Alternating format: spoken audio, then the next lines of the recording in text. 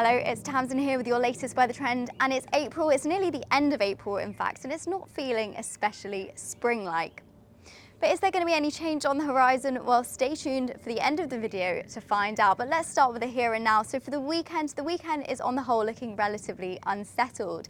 And that's thanks to a low pressure system spinning up from the south, bringing outbreaks of rain. So from the get-go on Saturday, outbreaks of rain will be pushing up from the south, turning increasingly heavy from Saturday night and into Sunday. Now, the majority of that rain will be focused to England and Wales, but generally Scotland, Ireland and Northern Ireland escaping the most of that rain. Still the risk of some patchy spells at times, but on the whole, more dry weather and periods of dry weather than wet weather like we'll be seeing across the rest of England and Wales. Now, that heavy rain continuing into Sunday before gradually clearing northwards, but at the same time we're also going to see the winds increase across the east. So particularly for the east of England, East Anglia, southeast England, we could be seeing wind gusts of 40 to 45 miles an hour, perhaps getting close to 50 miles an hour very locally on those eastern fringes of the coast there through Sunday. So that's generally through Sunday we're going to be seeing a brief period of blustery winds, but elsewhere generally the winds will be a fair bit lighter.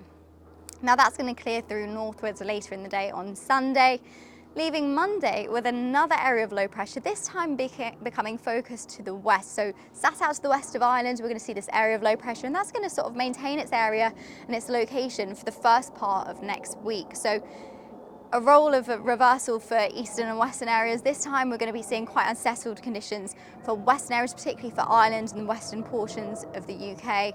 Could be seeing a fair amount of rain through the first part of next week. And then through the second part of next week, we're going to see a return of lows spinning up from the south, and again more widespread areas across the UK and Ireland that could be just seeing spells of rain at times. Now, the good news is that temperatures do look to lift a little through next week, so perhaps the first signs of something a bit more spring-like, temperatures into the mid to high teens for some areas, particularly for eastern areas where we'll be seeing temperatures recover around or perhaps a little above average for the time of year. But for western areas, it will be remaining a bit on the cooler side.